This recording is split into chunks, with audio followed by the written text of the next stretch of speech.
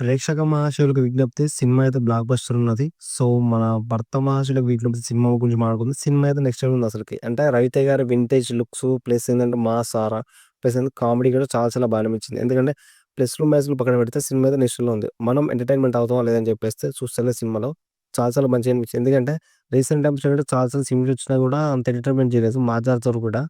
ఇప్పుడేందంటే ఈ సినిమాతోటి వచ్చిండు. Next level ఉందసలు cinema అయితే. మంచి entertainment, family oriented film. So, ఫ్యామిలీతో ఎళ్లి చూడొచ్చు సినిమా అయితే.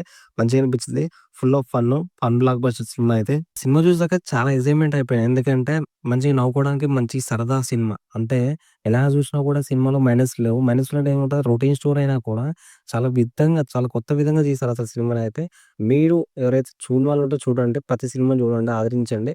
నెగెటివ్ అనిపించినా కూడా పాజిటివ్ కన్వర్ట్ చేసుకోండి. ఎందుకంటే మనకు కావాల్సిన ఎంటర్‌టైన్‌మెంట్ ఆ సినిమాలో ఏముంది, ఏం లేదో కాదు. మనకి సాంగ్స్ బాగున్నాయా? కామెడీ బాగుందా లేదా? ఎంత మంచిగా ప్రెజెంట్ చేశారనేది మనకు కావాలి. సో, ఫైనల్‌గా ఏందంటే సినిమా అయితే నెక్స్ట్ లెవెల్ ఉందసలకి. ఆ డైరెక్టర్ గారైనా, సో, మ్యూజిక్ అయినా ఇచ్చి పడేసిర్రు అసలకి. మామూలుగా లేదు.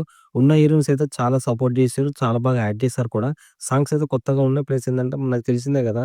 మన 'ధమాకా' నుంచెల్లి మన 'మాజాతర' వరకు కొంచెం వింటేజ్ స్టైల్‌లో వేరే వేరే విధంగా ఫోక్ స్టార్‌తోని ఎంటర్‌టైన్‌మెంట్ చేస్తుంది కదా!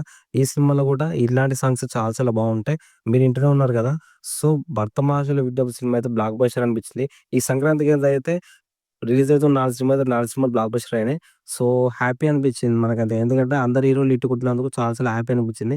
ముందుగా ఏందంటే 'రవితేజ' గారు కూడా హిట్ కొట్టినందుకు చాలా బాగా అనిపించింది. సో, ఎందుకంటే రీసెంట్ ఫిల్మ్స్ అయితే చాలా వరకైతే కలెక్షన్ చేయలేదు. ప్లస్ ఏందంటే ఏదో ఒక గిల్టీ ఏదో ఉంటుండే. సో, మన 'రవితేజ' అన్న హిట్ కొట్టలే అని చెప్పేసి. అదొక కష్టం ఏందంటే అంటే సంక్రాంతికొచ్చి అంత మంచి పోటీ ఉన్నా కూడా మంచి టాక్ తోటి చాలా బాగా మంచిగా ముందుకెళ్తున్నాడు. సో, ఈ సినిమా మంచి విజయం సాధించాలని కోరుకుంటున్నాం. బాగుంది సినిమా అయితే.